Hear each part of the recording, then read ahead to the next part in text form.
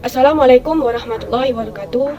Perkenalkan, nama saya Sufitri dengan NIM 3022023004. Di sini saya akan mempresentasikan hasil tugas saya, yaitu implementasi IUP mineral dan batu bara.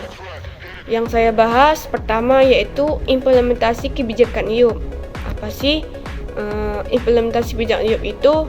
Jadi menurut Salusu 2022 bahwa implementasi adalah seperangkat kegiatan yang dilakukan menyusul suatu keputusan. Suatu keputusan selalu dimaksud untuk mencapai sasaran. Guna merealisasikan pencapaian sasaran tersebut, diperlukan serangkaian aktivitas. Jadi, dapat dikatakan bahwa implementasi adalah operasionalisasi dari berbagai aktivitas guna mencapai sasaran tertentu.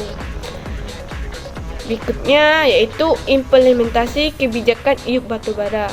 Implementasi kebijakan IUP batubara didasarkan pada Undang-Undang Nomor 3 Tahun 2020 yang mengatur tahapan perizinan, pengawasan, penegakan hukum.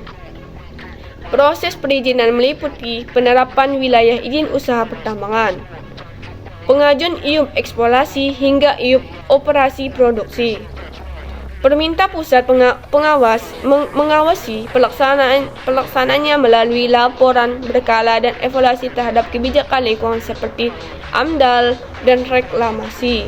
Berikutnya yaitu dampak implementasi kebijakan IUP.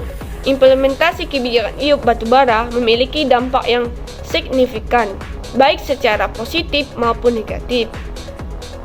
Dampak positifnya yaitu 1. Peningkatan pendapatan negara melalui pajak dan royalti.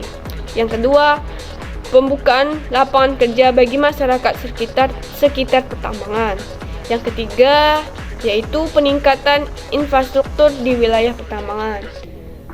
Dampak negatifnya yaitu degradasi lingkungan akibat kegiatan tambang seperti kerusakan lahan, pencemaran air. Yang kedua yaitu konflik sosial, terutama terkait tumpang tindih lahan dengan masyarakat adat atau sektor lainnya. Selanjutnya yaitu faktor implementasi IUP batubara. Jadi, implementasi IUP batubara ini mempunyai dua faktor. Yang pertama itu faktor penghambat dan faktor pendukung.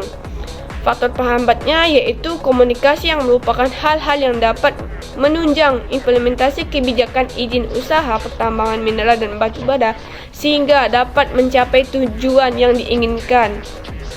Sedangkan faktor penghambat implementasi izin usaha pertambangan adalah berdasarkan hasil informasi yang diperoleh peneliti.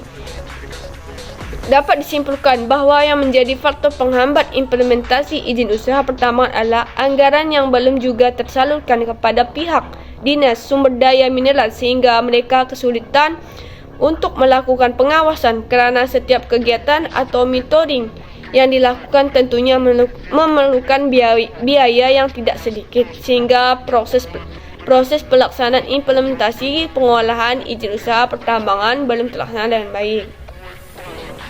Jadi kesimpulan dari yang saya bahas tadi di awal yaitu implementasi pengolahan izin usaha pertambangan sesuai dengan peraturan daerah kabupaten nomor 11 tahun 2010 tentang pengelolaan izin usaha pertambangan yang dilakukan pemerintahan dalam implementasi kebijakan izin usaha pertambangan belum tentu maksimal, seperti pada persyaratan teknis dan persyaratan lingkungan belum terlalu terlaksanakan.